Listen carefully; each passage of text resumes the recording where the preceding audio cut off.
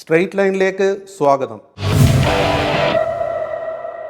ഹൃദയപൂർവ്വം എന്നുള്ള സിനിമയിൽ ലാലിൻ്റെ ഒരു ചെറിയ പാസ്റ്റ് ഈ മാളവിയുടെ അടുത്ത് പറയുന്നൊരു സീൻ അത് കാണുമ്പോൾ വാച്ച് ചെയ്യാം.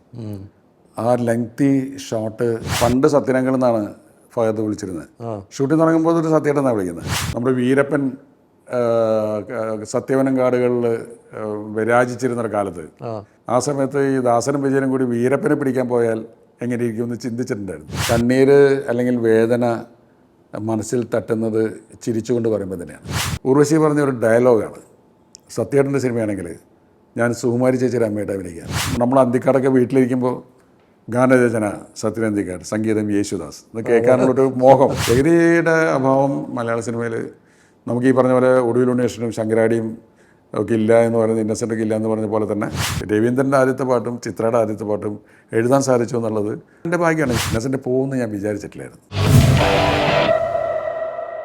ഇപ്പോൾ ഈ അഭിനേതാക്കളുടെ കാര്യം പറയുമ്പം മമ്മൂട്ടി, മോഹൻ, സുകുമാരനി തുടങ്ങി ഇങ്ങനെ വന്നിട്ട് ഫഹദ് ഫാസിൽ കഴിഞ്ഞ് ദുൽഖറും എന്നിട്ട് ഈ രണ്ടാം തലമുറയും ഒരുപോലെ കൈകാര്യം ചെയ്യുന്നു. ഈ ഒരു നടന്മാരിൽ കാണുന്ന ഒരു മാറ്റം, അന്നത്തെ തലമുറയിലെ നടന്മാരും ഇന്നത്തെ തലമുറയിലെ നടന്മാരും തമ്മിൽ എന്തെങ്കിലും വ്യത്യാസമുണ്ടോ?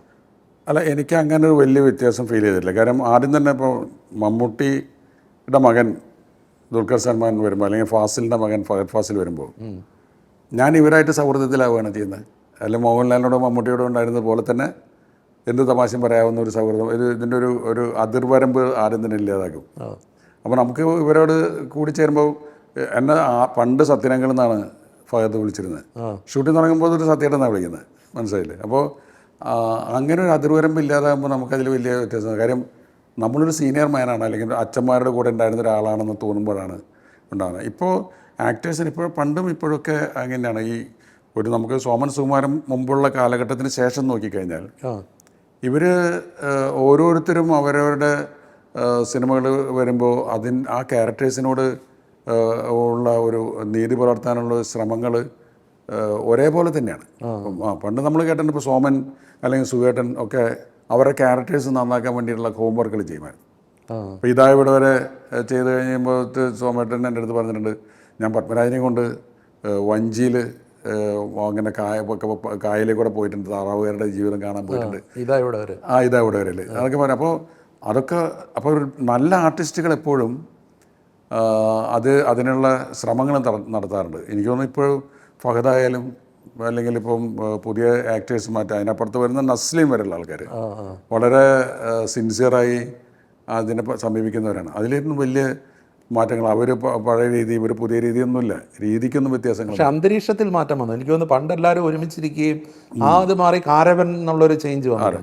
അത് പിന്നെ നമുക്ക് ജീവിതത്തിൻ്റെ സാഹചര്യങ്ങൾ വരുന്ന മാറ്റമാണ്, അതിനെ കുറ്റം പറയാൻ പറ്റില്ല. പണ്ട് ഈ പറഞ്ഞ പോലെ സത്യമാണ്, ഈ ഒരു ഷോട്ട് കഴിഞ്ഞാൽ എല്ലാവരും കൂടി ചേർന്നിരിക്കുക എന്നുള്ളതാണ്. അപ്പോൾ അപ്പുണ്ണിയൊക്കെ ഷൂട്ട് ചെയ്യുമ്പോൾ ആർക്കാണ് സീൻ എന്നുള്ളത് നമുക്ക് നോക്കില്ല, എല്ലാ ആർട്ടിസ്റ്റുകളും ഒന്നിച്ച് കൊണ്ടുപോവുകയാണ്. അപ്പോൾ അവിടെ ഒരു വീടുണ്ട്, ആ വീട്ടിലാണ് മേക്കപ്പ് ചെയ്യാനൊക്കെ. അപ്പോൾ അവിടുത്തെ കട്ടിലിൽ ചിലപ്പോൾ ഗോപിച്ചേട്ടൻ ആദ്യം സ്ഥലം പിടിക്കും, അല്ലെങ്കിൽ മറ്റേ ബഹദൂർക്ക, ശങ്കരാടി, ഇവർക്ക് ചീട്ടുകളി ഇറങ്ങും. അവരാവശ്യമുള്ള സമയത്ത് ഓടി വന്ന് വിളിക്കുമ്പോൾ അവർ വന്ന് അഭിനയിക്കുകയാണ് ചെയ്യുന്നത്. ഇന്നിപ്പോൾ കാരവൻ എന്ന് പറയുന്നൊരു സംസ്കാരം വന്നപ്പോൾ ആ ഒരു കൂട്ടായ്മ കുറഞ്ഞിട്ടുണ്ട്. പക്ഷേ ഇപ്പോൾ ഈ ഹൃദയപൂർവ്വം ചെയ്യുന്ന സമയത്ത് കാരവൻ വളരെ അപൂർവ ആൾക്കാർ യൂസ് ചെയ്തിട്ടില്ല. മോഹൻലാലൊന്നും കാരവൻ യൂസ് ചെയ്തിട്ടില്ല. എപ്പോഴെങ്കിലും ഡ്രസ്സ് മാറാൻ വേണ്ടി പോകുന്നല്ലാതെ ഞാനിവിടെ മാറിക്കൊള്ളാം എന്ന് പറയും. ചിലപ്പോൾ മോനെ ഷർട്ട് എടുത്താൽ മതി എന്ന് പറയും, ഇവിടെ വെച്ച് ചെയ്തോളാം. ഈ കൂട്ടത്തിൽ തന്നെയാണ് ഉണ്ടാവാറില്ല. സിദ്ദിഖും ലാലു വർഷൊക്കെ ഉള്ള സമയത്ത് എനിക്കത് എൻ്റെ സെറ്റിൽ എന്തായാലും അങ്ങനെ ഒരു വലിയൊരു ചേഞ്ച് ഉണ്ടായിട്ടില്ല. ഇപ്പോൾ ഗോപിച്ചേട്ടൻ്റെ കാര്യം പറഞ്ഞപ്പം ഭരത് ഗോപി ചെയ്തിട്ടുള്ള ഏറ്റവും നല്ല കഥാപാത്രങ്ങളിലൊന്നായിരുന്നു ഗായത്രി ദേവി എൻ്റെ അമ്മ. അതിൽ സീമ ഉണ്ട്, റഹ്മാനുണ്ടല്ലോ, റഹ്മാനാണ് പ്രധാന റോള്. പക്ഷെ അതിൽ ഡയലോഗൊക്കെ ഉണ്ട്, 101, 501, 1001 രൂപ കൊടുത്ത് ഞാൻ വാങ്ങിയ പുണ്യമാണ് അങ്ങനെയൊക്കെയുള്ള. അത് തികച്ചും ഒരു വ്യത്യസ്ത. ഗായത്രി ദേവി എൻ്റെ അമ്മ, അതുപോലെ തന്നെ അധ്യായം 1 മുതൽ ഇത് രണ്ടും വേറൊരു ലെവലിൽ നിൽക്കുന്നു. ജോൺ പോളും വേണുനാവളിയാണ് അത് എഴുതിയത്. ജോൺ പോളാണ് അധ്യായം. അത് ഞാൻ എൻ്റെ റൂട്ട് ഏതാണെന്ന് കറക്റ്റായിട്ട് തിരിച്ചറിയാനൊക്കെ മുമ്പുള്ള എൻ്റെ സിനിമകളാണ്.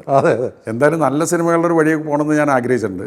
പക്ഷേ ബാലഗോപാലൻ തൊട്ടാണ് ഇതാണ് എൻ്റെ കറക്റ്റ് വഴിയെന്ന് തിരിച്ചറിഞ്ഞത്. അപ്പോൾ അതിനു മുമ്പ് ജോൺ പോളിൻ്റെ സിനിമകളും ഭരതൻ്റെ ഒക്കെ പടങ്ങൾ എഴുതിയിട്ടുള്ളതും അല്ലെങ്കിൽ വേണുനാവളിയായിട്ടുള്ള അപ്പോൾ വേണു കുറച്ചും കൂടി ഡ്രമാറ്റിക്കായിട്ട് നല്ല രീതിയിൽ സീൻസൊക്കെ എഴുതുന്ന ഒരാളാണ്. എന്താണ് എൻ്റെ അച്ഛൻ ഒരുപാട് തെറ്റുകൾ ചെയ്തിട്ടുണ്ട്. തെറ്റുകൾ ചെയ്തിട്ട് അച്ഛൻ അമ്പലങ്ങളും പള്ളികളും കയറിയിറങ്ങും, പുണ്യം വിലയ്ക്ക് വാങ്ങാൻ. നല്ല ഡയലോഗുള്ള സിനിമ. അച്ഛൻ വാങ്ങിച്ച പുണ്യം നിന്നാണ് ഞാൻ വളർന്നത്. അതൊക്കെ വളരെ ഇപ്പോഴും ഓർത്തിരിക്കുന്നത്. വേണുൻ്റെ ഈ അഭിനേതാക്കളുടെ കാര്യം വരുമ്പോൾ വളരെ ഹൃദയത്തോട് അടുത്ത് നിന്ന അഭിനേതാക്കൾ ഒട്ടേറെ പേർ, അവരുടെയൊക്കെ അഭാവം സിനിമ എടുക്കുമ്പം ഏത് രീതിയിലാണ് ഫീൽ ചെയ്യുന്നത്? അതൊരു വലിയ ഇഷ്യൂ ആണ് എന്നെ സംബന്ധിച്ചിടത്തോളം. കാരണം വെച്ചാൽ എൻ്റെ ഒരു ടീം എന്ന് മൊത്തം പറയുന്ന ഒരു സംഘം ഉണ്ടായിരുന്നു. എനിക്ക് മെയിൻ ക്യാരക്ടേഴ്സ്, ലീഡ് ക്യാരക്ടേഴ്സ് ഇല്ലെങ്കിലും സിനിമ ചെയ്യാമെന്നുള്ളൊരു ധൈര്യം, ഒരു അഹങ്കാരം ഉണ്ടായിരുന്നു. അതായത് ഇന്നസെൻറ്റും നെടുപടി വീണും ശങ്കരാടിയും മാമുക്കോയും ലളിത ചേച്ചിയൊക്കെ ഉണ്ടെങ്കിൽ സിനിമ ചെയ്യാം എന്നുള്ളൊരു സാധനം ഉണ്ടായിരുന്നു. ഇപ്പോഴുണ്ടാകുന്ന പ്രോബ്ലം എന്ന് വെച്ചാൽ, ഞാനത് പലപ്പോഴും പറയാറുണ്ട്, ഈ സീൻസ് വർക്ക് ചെയ്യുമ്പോൾ, സ്ക്രീൻ പ്ലേ വർക്ക് ചെയ്യുമ്പോൾ കഥാപാത്രങ്ങളുടെ മുഖങ്ങളില്ലാതായിരുന്നു. മറ്റിപ്പോൾ എൻ്റെ വീട്ടിലൊരു അമ്മാവൻ എന്ന് പറഞ്ഞാൽ നമ്മുടെ മനസ്സിൽ പെട്ടെന്ന് വരവേൽപ്പ് ചെയ്യുമ്പോൾ അത് ശങ്കരാടി, പിന്നെ നമ്മളെ ശങ്കരാടിയാണ് കൊണ്ടുപോകുന്നത് സീൻസ് വർക്ക് ചെയ്ത് പോകുമ്പോൾ. അല്ലെങ്കിൽ ഇത് ഇന്നസെൻറ്റ്, ഇതെങ്കിൽ ഇത് മാമുക്കോയ, ഇത് ലളിത ചേച്ചി എന്ന് നമ്മൾ മുൻകൂട്ടി പറയും. സാധാരണ ഫിലിം മേക്കിങ്ങിന് റിയലായിട്ട് അങ്ങനെയല്ല എന്ന് പറയും. പക്ഷേ ഞാൻ ചെയ്യാറുള്ളത്, നമ്മളിങ്ങനെ ചിന്തിക്കുന്ന സമയത്ത് ഈ ആർട്ടിസ്റ്റ് അപ്പോൾ ഇവർക്ക് മുഖങ്ങളായി. ഇന്നിപ്പോൾ അത് വളരെ അപൂർവമേ പറ്റുള്ളൂ. ഇപ്പോൾ ഇതിലിപ്പോൾ സിദ്ദിഖിൻ്റെ, ഈ പടത്തിൽ സിദ്ദിഖിൻ്റെ ക്യാരക്ടർ നേരത്തെ വന്നു, ലാലു അലസിൻ്റെ ക്യാരക്ടറാണ്. ബാക്കി പലർക്കും ഇപ്പോൾ സംഗീത് പ്രതാപ് അടക്കം എഴുതി കഴിഞ്ഞിട്ട് നമ്മൾ കാസ്റ്റ് ചെയ്യാണ്, കഥാപാത്രങ്ങളിലേക്ക് ഫില്ല് ചെയ്യാണ്. കഥാപാത്രങ്ങൾ അതിലേക്ക് അവർക്ക് ഇതാവാൻ ആദ്യം ആരാണ് നല്ലത്, അപ്പോൾ അയാളെ പിക്ക് ചെയ്യുക, അങ്ങനെയുള്ള. അപ്പോൾ ഇന്ന ആൾക്കാർ അതാണ് ആദ്യമേ. അത് പിന്നെ റോൾ ഉണ്ടോ ഇല്ലയോ എന്നുള്ളതല്ലോ ഇവരെ വിളിച്ചു വരത്തുള്ളൂ. ഞാൻ ഇപ്പോൾ ഒടുവിലൊക്കെ പറയാറുണ്ട്, സത്യൻ എന്നെ വിളിക്കുന്നത് കല്യാണത്തിന് വിളിക്കുന്ന പോലെയാണെന്ന്. അപ്പോൾ 1-ാം തീയതി തുടങ്ങുകയാണ് പടം, വന്നേക്കുക എന്നാണ്. എന്ത് റോളെന്നൊന്നും അവരും ചോദിക്കുന്നില്ല, അവർക്ക് റോളുകൾ ഉണ്ടാവും എന്നുള്ളതാണ്. ചില പേരുകൾ പറയുമ്പോൾ മനസ്സിൽ തോന്നുന്ന ഒരു വികാരം ശങ്കരാടി എന്ന് പറഞ്ഞാൽ എൻ്റെ കുടുംബത്തിലൊരു കാരണവരായിട്ട് തന്നെ എനിക്ക് ഫീൽ ആയി. എൻ്റെ ജീവിതത്തിലും ആ രീതിയിൽ എൻ്റെ കല്യാണത്തിനൊക്കെ, കല്യാണം കഴിക്കുന്നതിനൊക്കെ മുമ്പ് എൻ്റെ വൈഫിൻ്റെ അച്ഛൻ്റെ അടുത്ത് സംസാരിക്കാൻ പോയ ആളാണ് ശങ്കരാടി. കാര്യം സിനിമക്കാരനായതുകൊണ്ട് പെണ്ണ് കൊടുക്കാനായിട്ട് ബുദ്ധിമുട്ടുണ്ടായിരുന്നു. അപ്പോൾ അങ്ങനത്തെ സിനിമക്കാരനെല്ലാം സത്യം എന്ന് പറഞ്ഞ് ദൂരെ പോയ ആളാണ് ശങ്കരാടി. അപ്പോൾ ഒക്കെ പേഴ്സണലാണ്, എൻ്റെ കുടുംബത്തിലെ ഒരാളായിട്ടാണ് എനിക്ക് തോന്നുന്നത്. ശങ്കരാടിയുടെ ഒരു പ്രത്യേകം എന്ന് പറഞ്ഞാൽ ഏത് കഥാപാത്രവും, ഇപ്പോൾ ആദ്യം ചെയ്ത എനിക്ക് തോന്നുന്നു കിന്നാരത്തിലാണെന്നത് ഒരു മാനേജറായിട്ട്, കിന്നാരത്തെ മാനേജറെ കുറുക്കൻ്റെ എല്ലായിടത്തും ഒരു സ്പോർട്സ് ഒക്കെ ചെയ്യുന്ന, അതുപോലെ തന്നെ മറ്റേ സന്ദേശമാണെങ്കിൽ ഏത് കഥാപാത്രത്തിനും ഇത്രയധികം വഴങ്ങുന്ന ഒരു അതുല്യനായ നടനല്ലായിരുന്നു. അതെ, അന്നത്തെ ഏറ്റവും നല്ല സ്വാഭാവികമായ അഭിനയം കാഴ്ചവെച്ചിട്ടുള്ള ആക്ടർ ശങ്കരാടിയായിരുന്നു. അതെ അതെ. ഞാൻ പറഞ്ഞാൽ ഇന്നത്തെ പോലെ ആളുകളെ വാച്ച് ചെയ്യുന്നില്ല എന്ന് എനിക്ക് തോന്നുന്നു, അല്ലെങ്കിൽ അവരുടെ മഹത്വം നമ്മൾ തിരിച്ചറിഞ്ഞിട്ടില്ല. ഇപ്പോൾ പഴയ ബ്ലാക്ക് ആൻഡ് വൈറ്റ് സിനിമകൾ കാണുമ്പോൾ നമുക്ക് മനസ്സിലാവും ശങ്കരാടിയുടെ പ്രകടനം എന്താണെന്നുള്ളത്. ഒരു ക്യാരക്ടറായിട്ട് മാറില്ലേ, അഭിനയിക്കാനും തോന്നില്ലല്ലോ. അതുപോലെ ഒരാളില്ല. അല്ല, അതുപോലെ ഒന്നുമില്ല. ഒടുവിൽ ഉണ്ണികൃഷ്ണൻ ഈ പറഞ്ഞ പോലെ എൻ്റെ ചേട്ടൻ പോലെ തന്നെയാണ്. പിന്നെ എനിക്ക് വളരെ കൈവെള്ളയിലിട്ട് കൊണ്ട് നടക്കാവുന്ന വിധത്തിലുള്ള ഒരു ക്യാരക്ടറാണ്. കാരണം എന്നോട് ഒരു സ്നേഹത്തിൻ്റെ പേടി ഉണ്ടായിരുന്നു എൻ്റെ അടുത്ത്. പുള്ളി ഞാൻ പറഞ്ഞാൽ എന്തും പുള്ളി അനുസരിക്കുമായിരുന്നു. അപ്പോൾ എനിക്ക് എന്തിനും സ്വാതന്ത്ര്യം കൂടുതലുള്ള ഒരു തൊട്ടടുത്തുള്ള ഒരാളായിട്ടാണ് ഒടുവിൽ ഉണ്ണികൃഷ്ണൻ നമുക്ക് തോന്നിയിട്ടുള്ളത്. ഇന്നസെൻറ്റ് നമ്മുടെ സത്യേട്ടൻ ഈടെയും കരഞ്ഞെന്ന് തോന്നുന്നു. അതെ അടുത്ത കാലത്ത്. അതെ, ഇന്നസെൻറ്റിനെ പറ്റി പറയുമ്പോൾ തന്നെ നമുക്ക് ഞാൻ ഏറ്റവും കൂടുതൽ സംസാരിച്ചിട്ടുള്ള നടൻ ഇന്നസെൻ്റാണ്. നടനായിട്ടല്ല, നമ്മുടെ കുടുംബമായിട്ട് ബന്ധമല്ല. രാവിലെ ഇന്നസെൻറ്റിൻ്റെ വിളികളില്ലാത്ത ഒരു ദിവസം ഉണ്ടാവാറില്ല. അത് സിനിമ ഉണ്ടായാലും സിനിമ ഇല്ലെങ്കിലും. സിനിമ ചെയ്യുന്ന സമയത്ത് ചിലപ്പോൾ പുള്ളി മുൻകൂട്ടി പറയാറുണ്ട്, ഞാൻ അടുത്ത സിനിമയിൽ ഞാൻ ഇല്ല കേട്ടോ, എന്നെ വിളിക്കണ്ട. വീണ്ടും ചില വീട്ടുകാരിൽ നിന്ന് പുള്ളി മാറിയതാണ്. ഞാൻ പുള്ളിക്കൊരു ക്യാരക്ടർ വെച്ചിട്ടുണ്ടായിരുന്നു. ഞാൻ ഒരു 2-3 മാസം വെറുതെ ഇരിക്കാൻ പോകുക, ആലീസിൻ്റെയും പിള്ളേരെയും കൂടെ വെറുതെ ഇരിക്കാൻ പോവുകയാണ് എന്ന് പറഞ്ഞിട്ട് പുള്ളി ആ പടത്തിൽ അഭിനയിച്ചിട്ടില്ല. പക്ഷേ അഭിനയമല്ല, അഭിനയത്തിന് വേണ്ടിയിട്ടോ സിനിമയ്ക്ക് വേണ്ടിയിട്ടോ അല്ല, പിന്നെ എന്തും സംശയം നമുക്ക് ചോദിക്കാവുന്ന ഒരാളാണ് ഇന്നസെൻറ്റ്. ഞാൻ ഇന്നസെൻറ്റ് സ്വയം പറയാറുണ്ട്, ഞാൻ 8-ാം ക്ലാസ് വരെ പഠിച്ചിട്ടുള്ളത്. ഇപ്പോൾ മലയാള സിനിമയിലെ ഏറ്റവും വിദ്യാഭ്യാസമുള്ള നടൻ ഇന്നസെൻ്റാണ്. ഈ അക്കാദമിക് വിദ്യാഭ്യാസം വിട്ടേക്കാം, ഏത് കാര്യത്തിനെ പറ്റിയിട്ടും പ്രായോഗികമായിട്ട് സംസാരിക്കാനും അതിനെ തിരിച്ചറിയാനും ഉള്ള ഒരാളാണ് ഇന്നസെൻ്റ്. അപ്പോൾ എനിക്ക് എന്തെങ്കിലുമൊക്കെ ആശയക്കുഴപ്പങ്ങൾ വരുമ്പോൾ, പിന്നെ സബ്ജക്റ്റിൽ തന്നെ, സിനിമയിൽ തന്നെ സ്ക്രിപ്റ്റ് ഒക്കെ ഡിസ്കസ് ചെയ്യുന്ന സമയത്ത് ഞാനും ശ്രീനിവാസനും ചില പ്രതിസന്ധികളിൽ പെടുമ്പോൾ നമ്മൾ ഒന്ന് ഇന്നസെൻ്റ് കാണാം എന്ന് പറഞ്ഞാൽ ആ പ്രതിസന്ധി നിമിഷ നേരം കൊണ്ട് പരിഹരിക്കും പുള്ളി. തിരക്കഥയിലൊക്കെ പുള്ളിയുടെ ഒരുപാട് പങ്കാളിത്തങ്ങൾ ഉണ്ടാവാറുണ്ട്. എൻ്റെ ഭീം സിംഗ് കാപ്പയുടെ രാപ് സിംഗ് എന്നുള്ള പേരിട്ട പുള്ളിയാണ്. ഗാന്ധിനഗർ സെക്കൻഡ് സൈഡിൽ മോഹൻലാലിൻ്റെ കഥാപാത്രത്തിൻ്റെ പേര് ഓ ഇന്നസെൻ്റ് ആയിരുന്നു. ഇന്നസെൻ്റ് ഇട്ടാണ് ഭീം സിംഗ്. അത് എൻ്റെ മാത്രമല്ല, പ്രിയദർശൻ്റെ തേന്മാവിൻ കൊമ്പത്തിലെ കാർത്തുമ്പി എന്നുള്ള പേര് ഇന്നസെൻ്റിൻ്റെ സംഭാവനയാണ്. ഓ ശരി. അപ്പോൾ നമ്മുടെ കൂടെ കൂടിച്ചേരും, ഒരു നടനായിട്ട് മാത്രമല്ല അതിൻ്റെ ഒരു ഭാഗമായി മാറും. അപ്പോൾ ഇന്നസെന്റിന്റെ കൊച്ചുമകൻ അഭിനയത്തിന് വരുന്നു എന്ന് കേട്ടു. അതെ ഇന്നു അവന് ആദ്യം തന്നെ താല്പര്യം ഉണ്ടായിരുന്നു. അപ്പോൾ അവൻ കൊച്ചുകുട്ടിയായിരിക്കുമ്പോൾ തന്നെ ഞാൻ പോയി പഠിക്കുന്നതൊക്കെ പറഞ്ഞിട്ട് നല്ലതാണ്. അവൻ ഇന്നസെൻ്റ് പോലെ തന്നെയാണ്. ഇന്നസെൻ്റെ മോൻ്റെ മോനൊക്കെ സോനറ്റ് ഇന്നസെൻ്റ് പോലെ തന്നെ തമാശ പറയുന്ന ഒരാളാണ്. ആലീസും അതുപോലെ തന്നെ. ആ ഒരു കുടുംബം നമ്മളിപ്പോഴും വളരെ കൂടുതൽ അടുപ്പം കീപ്പ് ചെയ്യുന്ന ഒരാളാണ്. ഇന്നസെൻറ്റിൻ്റെ ഒരു നഷ്ടം എന്നെ വ്യക്തിപരമായിട്ട് എന്നെ ഏറ്റവും കൂടുതൽ ഒലച്ചിട്ടുള്ളതാണ്. ഇന്നസെൻ്റ് പോകുമെന്ന് ഞാൻ വിചാരിച്ചിട്ടില്ലായിരുന്നു. നേരത്തെ നേരത്തെ പോയി. ഇന്നസെൻ്റ് ലാസ്റ്റ് മരിക്കണൊക്കെ ഒരു 4 ദിവസം മുമ്പ് ഫോണിലൂടെ എൻ്റെ അടുത്ത് പറഞ്ഞു, ഞാൻ പോകുന്നില്ല കേട്ടോ എന്ന് പറഞ്ഞു. എന്നോട് പോകാൻ സാധ്യതയില്ല എന്ന് പറഞ്ഞു. അപ്പം അത് പക്ഷേ പോയി. അതാണ് എനിക്ക് ഏറ്റവും വലിയൊരു സങ്കടം ഉണ്ടായിട്ടുള്ളത്. നെടുമുടി വേണമെന്ന് പറയുന്നത് നമ്മൾ പല രീതിയിലും പല വിദ്യകളും ഞാൻ പഠിച്ചിട്ടുള്ള വേണുവിൻ്റെതാണ്. ആളുകളോട് എങ്ങനെ പെരുമാറണം, ഒരാളോട് എങ്ങനെ നോ പറയണം, ഒരാളെ വേദനിപ്പിക്കാതെ എങ്ങനെ അതിൽ നിന്ന് പിന്മാറണം, ഇതൊക്കെ എല്ലാ തന്ത്രങ്ങളും അറിയാവുന്ന ഒരു സ്വദേശ ശുദ്ധിയുള്ള ഒരാളാണ് വേണു. ഒരു കൂട്ടുകാരനാണ്. KPSC ലളിത എൻ്റെ ചേച്ചി തന്നെ. ഒരു 2 സിനിമയിൽ വിളിച്ചില്ലെങ്കിൽ 3ാമത്തെ സിനിമ വിളിക്കുക, സത്യ എന്താണ് എന്നെ വിളിക്കുന്നില്ലേ എന്ന് വിളിച്ചിട്ട് പറയും. 2 പടത്തിൽ റോളില്ലെങ്കിൽ ചേച്ചി അത് സിനിമ കിട്ടാൻ വേണ്ടിയിട്ടല്ല, എൻ്റെ സെറ്റിലത്തെ ഒരു പുള്ളിയുടെ ഒരു സാമീപ്യത്തിന് വേണ്ടിയിട്ടാണ്. അപ്പം ചില സമയത്ത് എൻ്റെ ഭാര്യ പറയും, ലളിത ചേച്ചിക്ക് റോളില്ലേ. അതെ. ഫിലോമിനയുടെ ഹ്യൂമർ ഏറ്റവും കൂടുതൽ നമ്മൾ എൻജോയ് ചെയ്തിട്ടുള്ളത്. ഞാൻ എൻ്റെ സിനിമകളിലൂടെയാണ് ചേച്ചി കുടുംബ പുരാണത്തിൽ കൂടെയാണ് ചേച്ചി ആ തൃശ്ശൂർ ഭാഷ വെച്ചിട്ട്. ഞാൻ ഇപ്പോഴും ഓർമ്മിക്കുന്നത് സസ്നേഹം എന്നുള്ള സിനിമ റിലീസ് ചെയ്തിട്ട് അതിൽ ഒരു പ്രത്യേക ഘട്ടത്തിൽ ഇനി അമ്മ വന്നാലേ ശരിയാവുള്ളൂ എന്ന് പറഞ്ഞിട്ട് ഒരു കത്ത് വെച്ചിട്ട് സുകുമാരി മറ്റേ ലളിത ചേച്ചി ഇവരെ കൊണ്ടുവരുന്നുണ്ട്. ഈ ഫിലോമിന ഇവിടെ വന്ന് ഇറങ്ങുമ്പോൾ ഫുൾ തിയേറ്റർ ക്ലാപ്സാണ്. ഒരു ഹീറോ വരുന്ന പോലെയാണ്. ആ രീതിയിൽ കല്യാണമന്ത്രത്തിൽ നല്ല റോളാണ്. സൗന്ദര്യ യാത്രക്കാരുടെ ശ്രദ്ധയ്ക്ക് അതൊരു വലിയ നഷ്ടമാണ്. സൗന്ദര്യ ഒറ്റ സിനിമയിൽ അഭിനയിച്ചുള്ളെങ്കിലും നമ്മൾ വലിയ സുഹൃത്തുക്കളായി മാറിയ ഒരാളാണ് സൗന്ദര്യ. ആ പടത്തിൽ അഭിനയിക്കാൻ വരുമ്പോൾ എനിക്ക് സൗന്ദര്യ പരിചയമില്ലല്ലോ. പക്ഷേ ആ സിനിമയുടെ ഷൂട്ടിംഗ് തീരോടിനോടുകൂടി എൻ്റെ അടുത്ത് പറഞ്ഞു, തെലുങ്കിലൊരു സിനിമ ചെയ്യൂ. ഞാൻ ചെയ്യില്ല, അല്ല നമ്മുടെ കമ്പനിക്ക് വേണ്ടി ഒരു പടം ചെയ്യണം. അത് കഴിഞ്ഞിട്ട് പിന്നെ അതായത് അതിലെ ഡയലോഗ്സൊക്കെ ഏറ്റവും നന്നായി പഠിക്കുകയും ഒക്കെ ചെയ്ത് ഒരു നല്ല ഫ്രണ്ടായി മാറി. ഞാൻ സൗന്ദര്യ കവിതകൾ എഴുതുമായിരുന്നു. ആർക്കും അറിയില്ല, ഇംഗ്ലീഷ് കവിതകളാണ്. അപ്പോൾ ഒരിക്കൽ ഷൂട്ടിങ്ങിൻ്റെ ഇടയിൽ എൻ്റെ അടുത്ത് പറഞ്ഞു, സാറ് കവിത എഴുതുമല്ലേ? ഞാൻ കവിത എഴുതാല്ലേ, പാട്ടൊക്കെ എഴുതാറുണ്ട്. അപ്പോൾ എൻ്റെ അടുത്ത് പറഞ്ഞു, ഞാൻ കുറച്ച് കവിതകൾ തരട്ടെ. ഇംഗ്ലീഷിലാണ്, സിമ്പിൾ ഇംഗ്ലീഷിൽ. അപ്പോൾ എൻ്റെ അടുത്ത് പറഞ്ഞു വെച്ചാൽ, അച്ഛൻ മരിച്ചു കഴിഞ്ഞിട്ട് ഞാനൊരു ഇത്തിരി ഒരു ഡിപ്രഷൻ പോയിട്ടില്ലായിരുന്നു. ഞാൻ മുറിയുടെ ഉള്ളിൽ നിന്ന് അധികം പുറത്തിറങ്ങിയിരുന്നില്ല. അപ്പോൾ ഞാൻ കുറേ എഴുതി വെച്ചിട്ടുണ്ട് എന്ന് പറഞ്ഞിട്ട്, എന്നിട്ട് സംഗീതം എഴുതിയ ഒരു കവിതയെ അടിസ്ഥാനപ്പെടുത്തി അത് ട്രാൻസ്ലേറ്റ് ചെയ്തിട്ട് ഞാനത് മനോരമ പത്രത്തിൽ പബ്ലിഷ് ചെയ്തിരുന്നു. അന്നത്തെ ഞായറാഴ്ച ശ്രീ എന്നുള്ളതായിരുന്നു. അതിൽ പബ്ലിഷ് ചെയ്തിരുന്നു. എന്നിട്ട് ഞാൻ സൗന്ദര്യം വിളിച്ച് പറഞ്ഞു, ഞാൻ അങ്ങോട്ട് അയച്ചുതരാം, അതുകൊണ്ട് അടുത്ത പ്രാവശ്യം കാണുമ്പോൾ എനിക്ക് തന്നായിരുന്നു മലയാളത്തിലുള്ളത്. പക്ഷേ ആ കാണുന്നതിന് മുമ്പ് മരിച്ചുപോയി. അത് പ്രതീക്ഷയായിരുന്നു. ഏറ്റവും പ്രിയങ്കരനായ മറ്റൊരാൾ നമ്മളിന്ന് ഈ സംസാരിക്കുന്ന ദിവസം അദ്ദേഹത്തിൻ്റെ ഓർമ്മദിനമാണ് ജോൺസൺ. അതെ, ജോൺസൺ എന്നോട് ആത്മാവിനോട് ചേർന്ന് നിൽക്കുന്ന കൂട്ടുകാരനാണ്. ഞാനൊരു സിനിമയിൽ ഏത് തരത്തിലുള്ള സംഗീതമാണ് വേണ്ടതെന്ന് ഞാൻ ആഗ്രഹിക്കുമ്പോൾ അത് പ്രാവർത്തികമായിട്ട് കേൾപ്പിച്ച് തന്നെ അത്ഭുതപ്പെടുത്തിയിട്ടുള്ള ഒരു മ്യൂസിക് ഡയറക്ടറാണ്. അസാധാരണ പ്രതിഭ. അതായത് എൻ്റെ സിനിമകൾക്ക് ഏറ്റവും കൂടുതൽ, പ്രത്യേകിച്ചും അന്നത്തെ നാട്ടിൻപുറത്തിൻ്റെ കഥകളെടുക്കുമ്പോൾ എൻ്റെ സിനിമകൾക്ക് ഏറ്റവും കൂടുതൽ യോജിച്ച മ്യൂസിക്, ആ മ്യൂസിക് കൊണ്ട് ആ സിനിമേനെ എലിവേറ്റ് ചെയ്യുന്ന അത്. പക്ഷേ ജോൺസൺ ഇല്ലാതായതിനു ശേഷമാണ് ജോൺസൻ്റെ പ്രസക്തി കൂടുതൽ മലയാളികൾ തിരിച്ചറിയുന്നത്. ജോൺസൻ്റെ പാട്ടുകൾ കൂടുതൽ ആളുകൾ എത്രയും കൂടുതൽ സ്നേഹിക്കുന്നതെന്ന് ജോൺസനെ തിരിച്ചറിയാൻ സാധിച്ചില്ല എന്നുള്ളതിൻ്റെ ഒരു സങ്കടമാണ്. ജോൺസൺ ജീവിച്ചിരിക്കുമ്പോൾ ജോൺസൺ ഇത്രയും കൂടുതൽ ആഘോഷിക്കപ്പെട്ടിട്ടില്ല. ഇപ്പോൾ ജോൺസൺ മാഷ് കട്ടൻ ചായ മഴ എന്നൊക്കെ പറഞ്ഞിട്ടുള്ള സംഗതികൾ ഉണ്ടാവുന്നില്ല. ജോൺസൻ്റെ ഏത് മ്യൂസിക്കുകളും ബാക്ക്ഗ്രൗണ്ട് സ്കോർ പോലും ബൈഹാർട്ടല്ല. ബാക്ക്ഗ്രൗണ്ട് സ്കോറിന് നാഷണൽ അവാർഡ് കിട്ടിയിട്ടുണ്ട്. ഇപ്പോൾ നമുക്ക് തൂവാനത്തുമ്പികളൊക്കെ ക്ലാര വരുന്ന സമയത്തുള്ള മ്യൂസിക്കൊക്കെ ഒരു പാട്ട് പോലെ തന്നെ ഹിറ്റാണ്.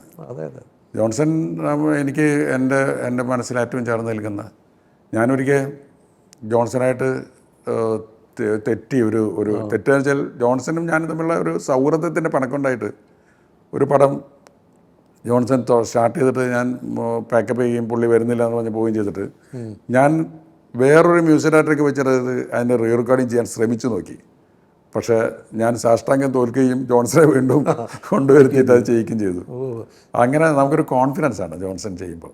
സത്യേട്ടൻ ഡയറക്ടറാണെങ്കിലും ഡയറക്ടർ എന്നുള്ള നിലയിൽ സക്സസ്ഫുൾ ഡയറക്ടറാണ്. പക്ഷേ ഒരു ലിറിസിസ്റ്റ് ഗാനരചയിതാവ് എന്നുള്ള നിലയിൽ മലയാളം എന്നും ഓർക്കുന്ന ഒരു പിടി ഗാനങ്ങൾ നൽകിയ ആളാണ്. താരകയും മിഴിയിതളിൽ കണ്ണീരുമായി നീ, അതെനിക്ക് തോന്നുന്നു രവീന്ദ്രൻ മാഷിൻ്റെ ആദ്യത്തെ പടം. പിന്നെ ഒരു നിമിഷം തരൂ, നിന്നിലലിയാൻ, AT ഉമർ, അങ്ങനെ കുറേയധികം പാട്ടുകൾ. എന്തുകൊണ്ട് ആ ഒരു ട്രാക്ക് വിട്ടു? ഞാൻ ശരിക്കും മദ്രാസിൽ പോയൊരു സംവിധായകനാകാനാണല്ലോ. ഞാൻ പാട്ടെഴുത്തുകാരനാകാൻ പോയ ആളല്ല.